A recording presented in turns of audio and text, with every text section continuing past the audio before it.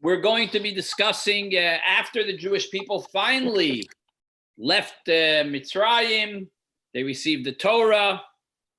So this Torah portion is going to speak about a total little of a different topic, which is going to be focusing on many different laws. So this week we're going to be speaking about laws that are connected to the giving. So civil laws. If somebody damages your property, many different laws, like if I decide to light a fire in my property because I wanted to burn something and then the fire goes over to my neighbor, what's my responsibilities? So this is the laws that are going to be discussed in this week's Torah portion. One of the laws that are discussed, we are talking about an oath that one must make. The Torah requires a defendant to take an oath in civil court. There are 3 circumstances that you're required to take an oath. If I come over to you and I tell you, you owe me $500, and you tell me, no, you only owe me $250, then you have to take an oath.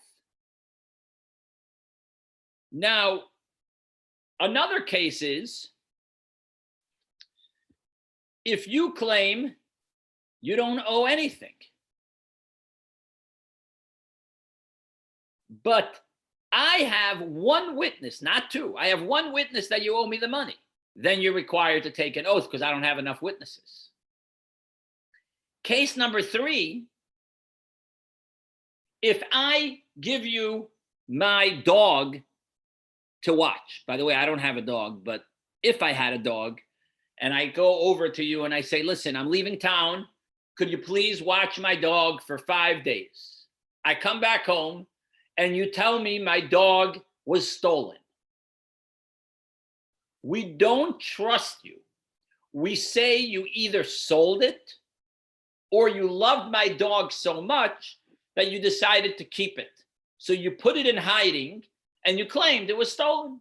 And you're not responsible because you're doing me a favor. The law is you must swear that it's not in your property. Now, these laws are spoken about in the parsha, as you see here in the text number 1.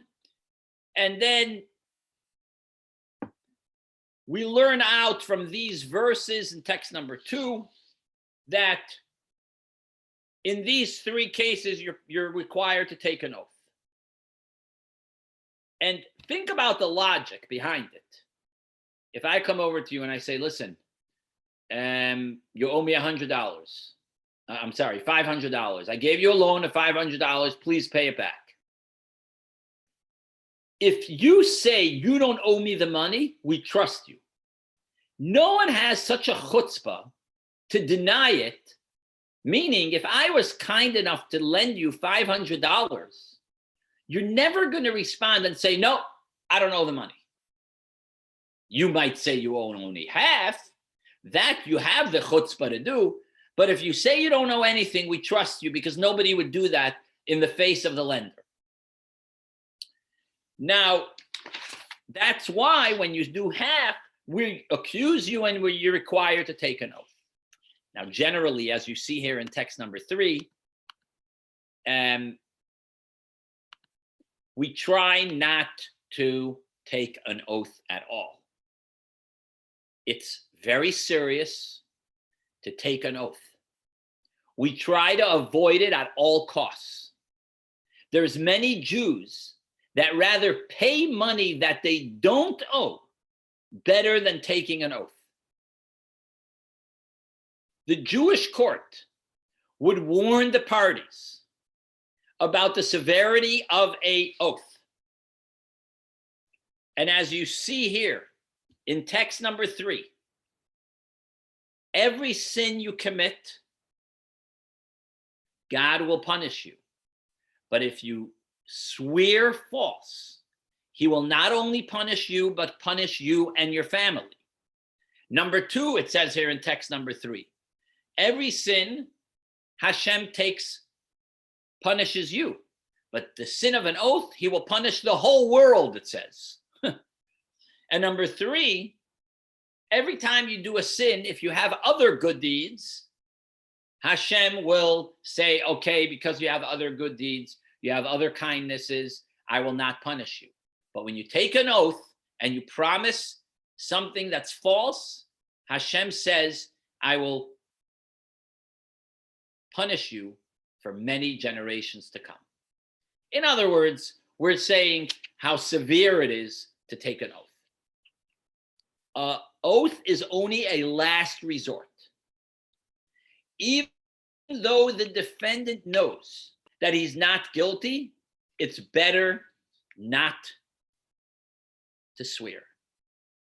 It's better not to take an oath. But according to this, we have a question. If we don't want people to take an oath, why do we see that the Torah orchestrates it in a way that he is obligated to swear? So let me give you a little of an idea. I come to you and I say, you owe me $500. You say you only owe half, you have to swear that you only owe half. If you initiate the conversation and you come over to me and you say, Rabbi, I know you think I might owe you $500, but I only owe you $250, then you don't have to swear. It has to start with me and end with you. And not only that, we try to make me start the conversation, so I would require you to take an oath. But wait a minute. If you're saying it's so severe, and you're saying it's so severe to take an oath, then why do we require it that it should start with me and end with you? Why do we orchestrate it in such a way that I should start the conversation? More so, if you look in text number 4c, and let's see. If you look in text number 4c, in the Code of Jewish Law, it says that if there's a big loss, we don't require the defendant to take an oath. In other words, we require the defendant to speak first, so there should not be any oath here. Meaning, under most circumstances, we require that there should be an oath. So why do we require it? Why would we want that there should be an oath? Well, we're going to today answer this question according to the Kabbalah. As we explained many times, everything from the Torah can be explained according to Kabbalah and Chassidut, because it's all one. It's not like there's a law in the Torah. If you do this and this, you have to take an oath. If my field is burning and I burn into my neighbor's field, then I'm required to do this and this punishment. Another law in the Torah is if you dig a pit and you forget to cover it and somebody falls in and God forbid breaks their leg, you have a requirement to pay for their damages. All these laws can also be explained according to the spiritual way, the way the angels and God learn it in heaven. So we today are going to explain this in a spiritual, meaningful lesson to our day-to-day lives. Even though it has a literal explanation, but today we're not going to discuss that. You know, if you zoom out, let's say you zoom out 30,000 feet, you will realize that this halacha has a spiritual struggle. This is a struggle that every single one of us have every single day. But who's the accuser? And what are you being accused of?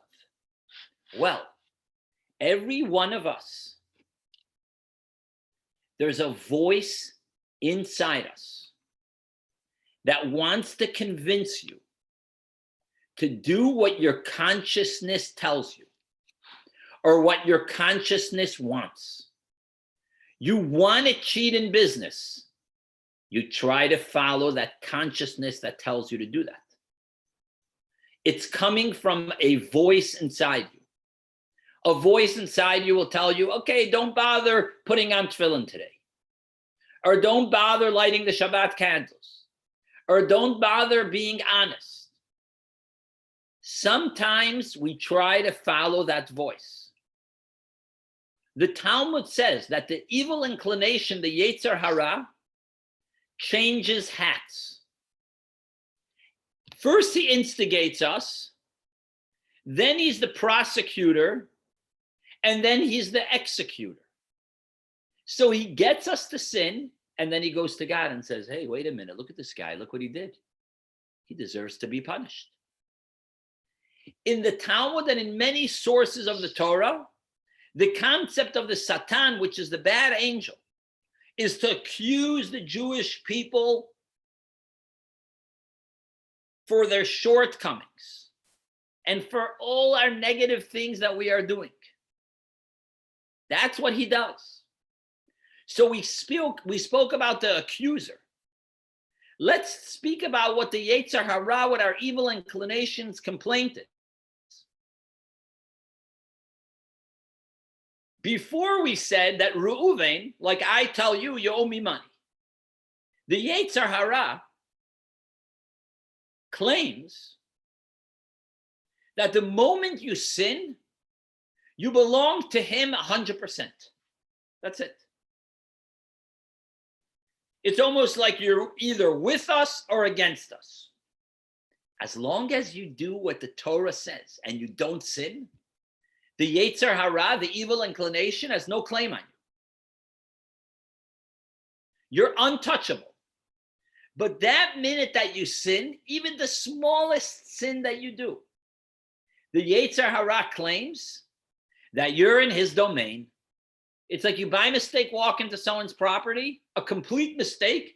The guy says, wait a minute, you're here. You're stuck here for another 2 hours. I need you to help me plow my field. I need you to help me carry some packages. Can you please paint my house? You came in here, you're stuck. And this is what the Yetzer Hara.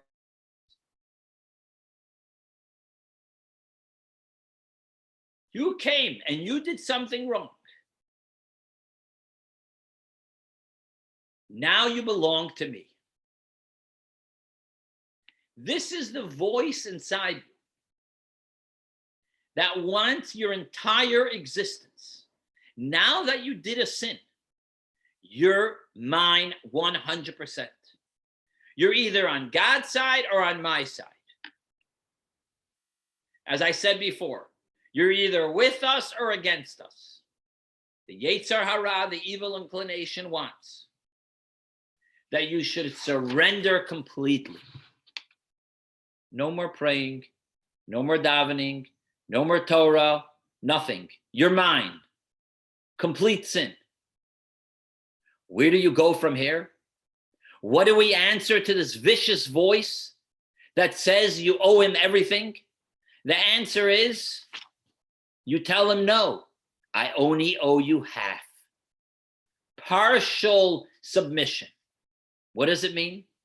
Just like in the court, if you owe half, the same thing is you tell the Yetzer Hara, I maybe did one sin.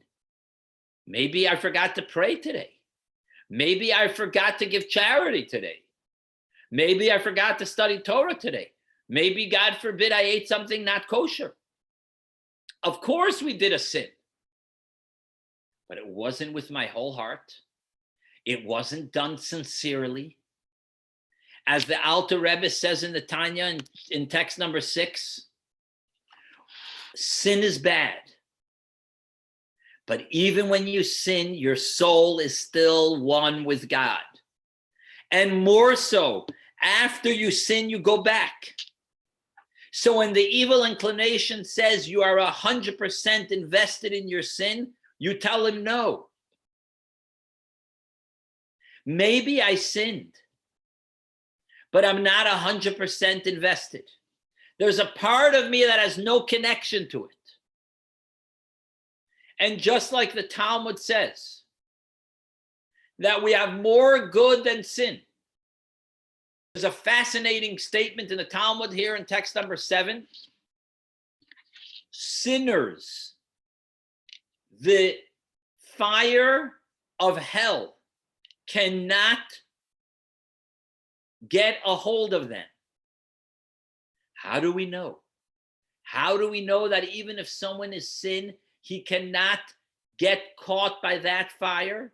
We learn it from the golden altar. The altar had a little layer of gold. For many years, the fire would not be able to burn through it.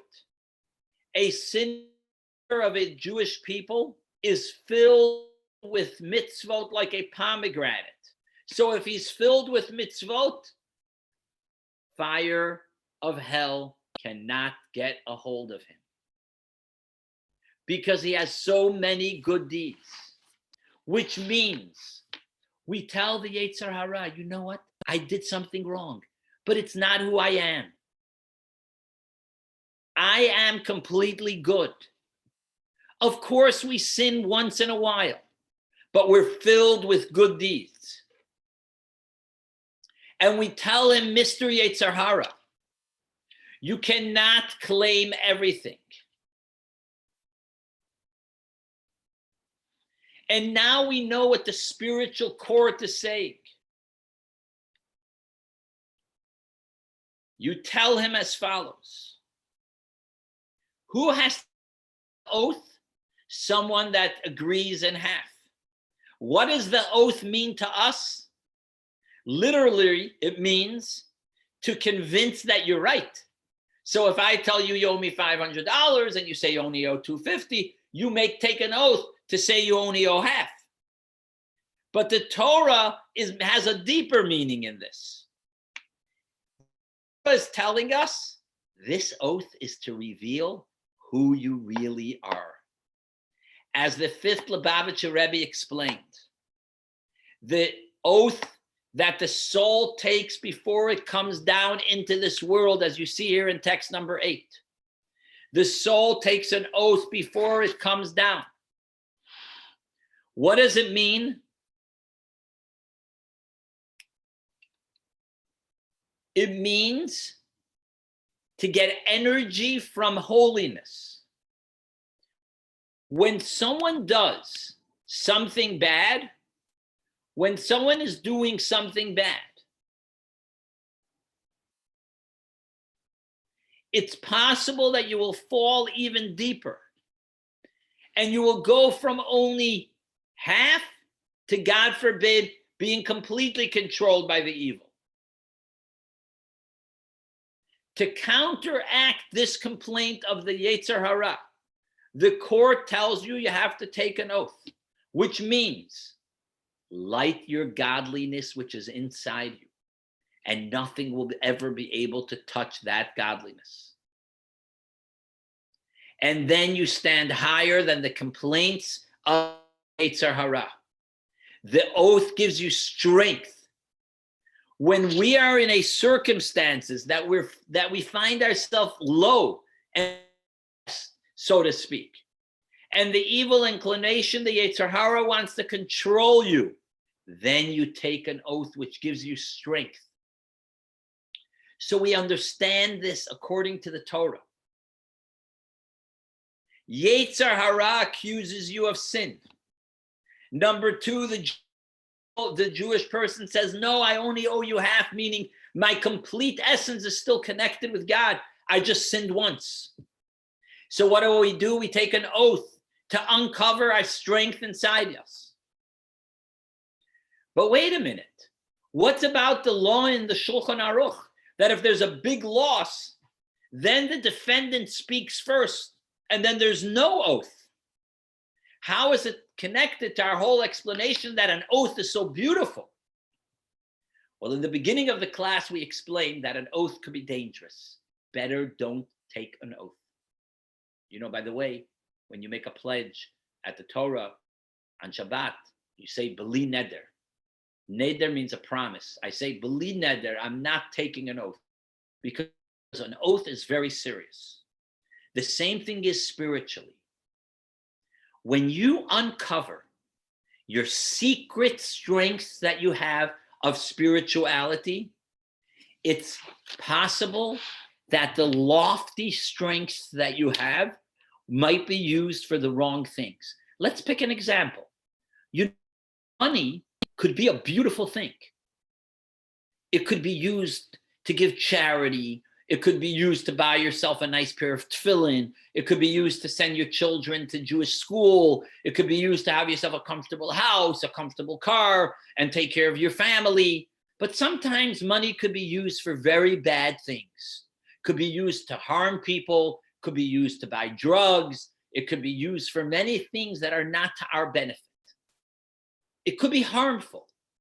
When you uncover your spiritual strengths, it's maybe good for spirituality, but sometimes, unfortunately, it could be used where the evil, so to speak, gets a hold of it.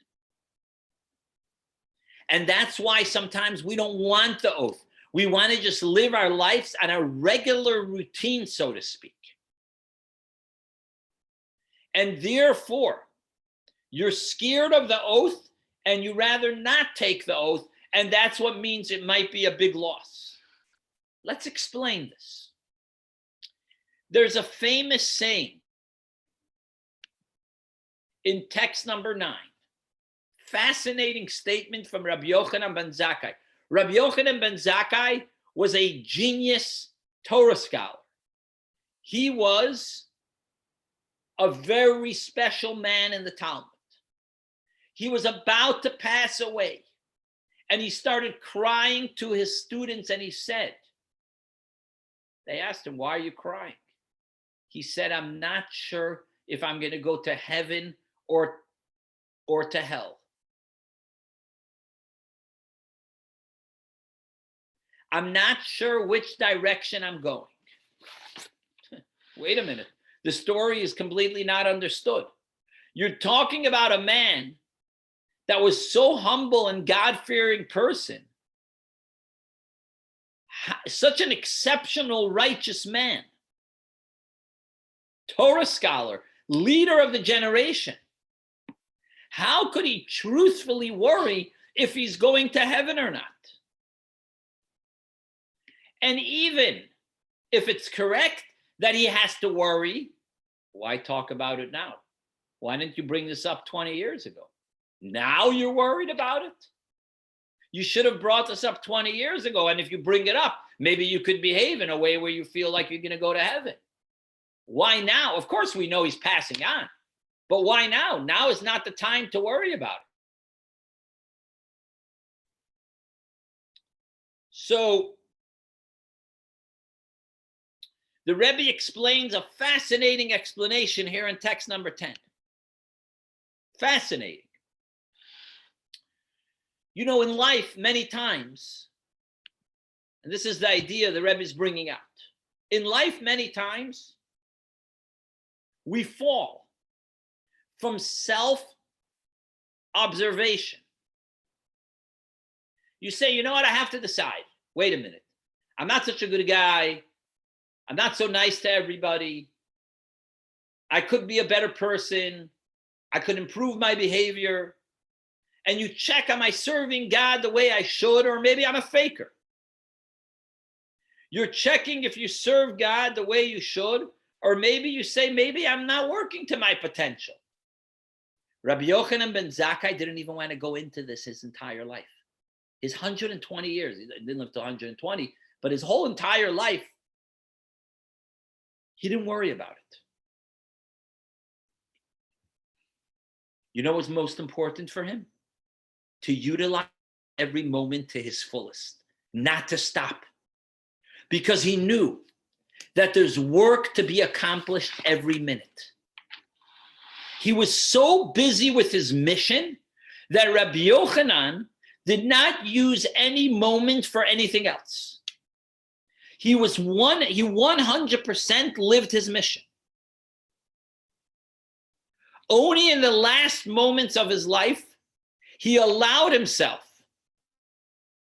to think about how his life was. He said, my dear students, don't waste time dwelling on the past. I simply had no time to cry until now. Because if I did have time, I didn't want to waste it. I wanted to use it for my mission. The same thing applies to the law of agreeing in half. When the Yetzer Hara comes to you to collect a debt, there's two approaches. Number one, to take an oath, to tap into your deep resources and to get energy from God. There's another better solution. I avoid the oath. I don't want a court case. I don't want an accusation. I don't want an oath. I want to do the approach of Rabbi Yochanan ben Zakkai. Instead of going into a legal battle with the evil inclination, I'm busy serving God. I don't have time for you, Yetzer Hara.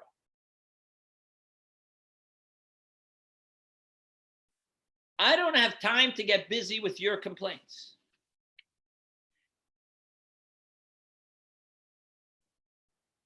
I don't want to even go into a debate with the Yetzer Hara. After 120 years, I tell the Yetzer Hara, you want to talk? Now I'm ready to talk. Now I'm busy studying Torah and doing mitzvot. You know, some people spend their time analyzing how and when and what. Of course, you have to plan accordingly. You have to study to know how to serve God. But again, at least you're busy studying.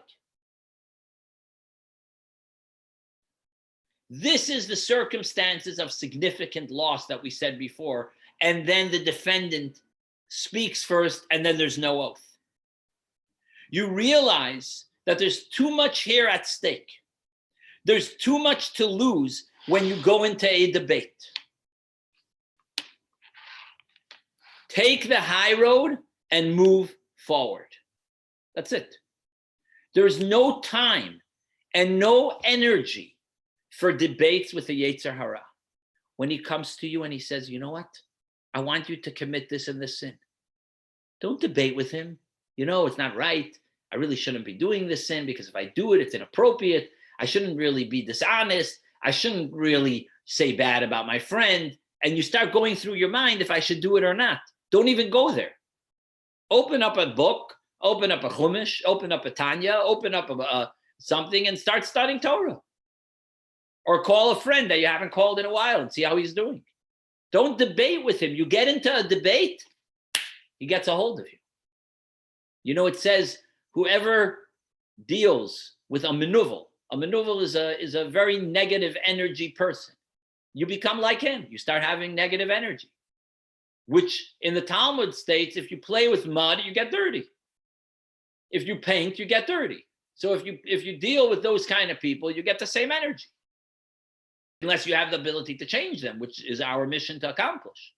So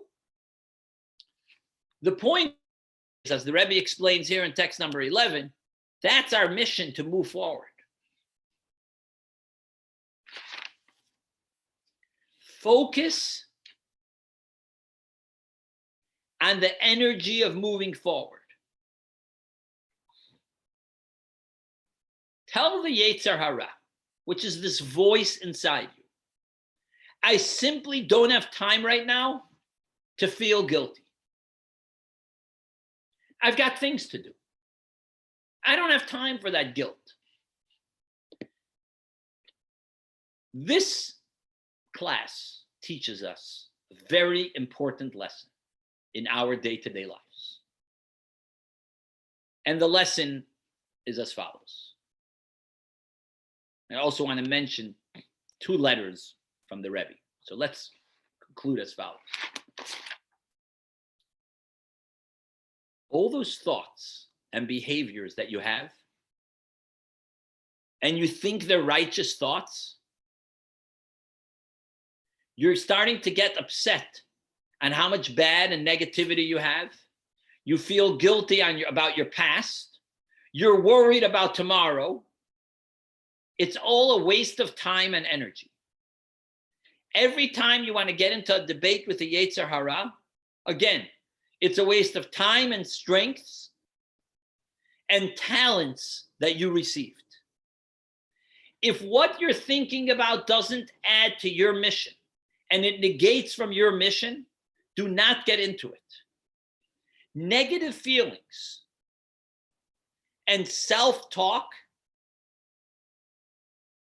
it's the tactic of the Yetzer Hara to turn you away from your mission.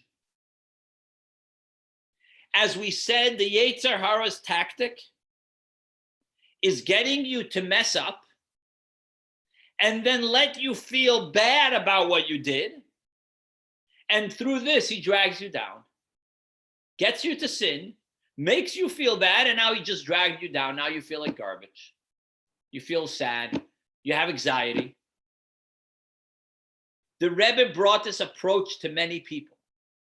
Many people's lives were down and sad because of this approach, because they didn't use this approach. The Rebbe told him, don't fall for the Yetzer Hara's trap. And there's two examples here. One example here is a letter in text number 12.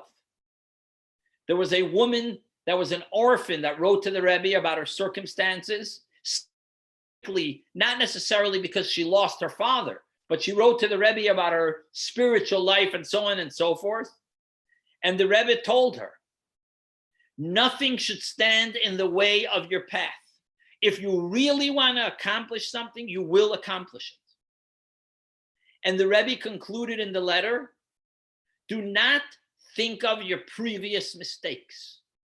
Thinking about previous mistakes takes you away from what has to be done in the future. That is one letter here in text number 12, which is a fascinating letter. Also, feeling thoughts of giving up. Those are also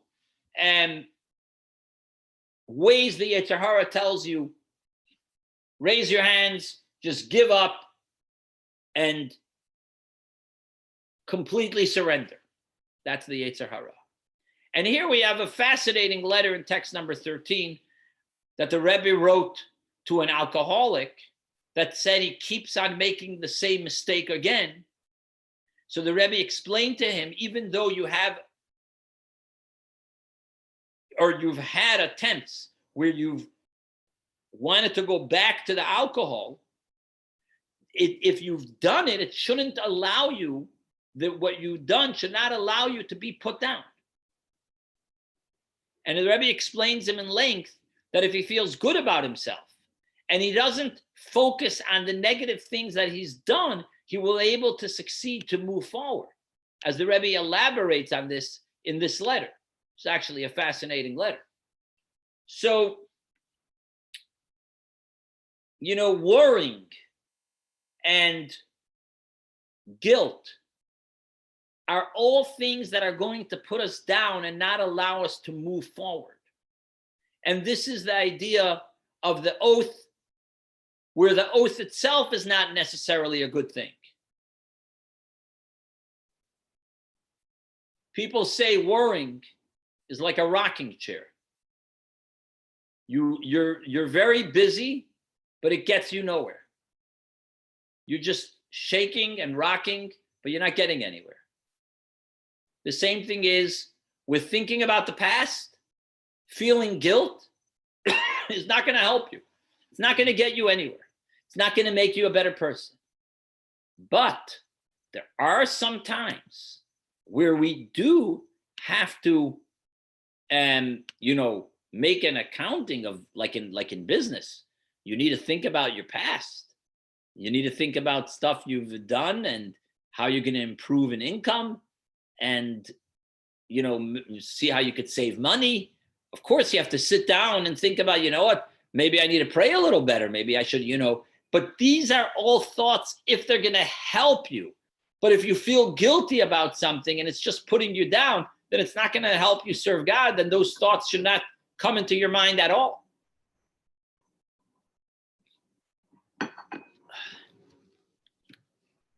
So this is the spiritual lesson we learn from the parsha, where if someone owes you money and there's an oath involved, the best solution is there should be no oath at all and just move forward in your spiritual life. No questions today, Steve?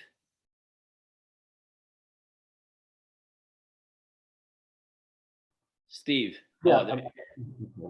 So I forget, isn't there something like your animal soul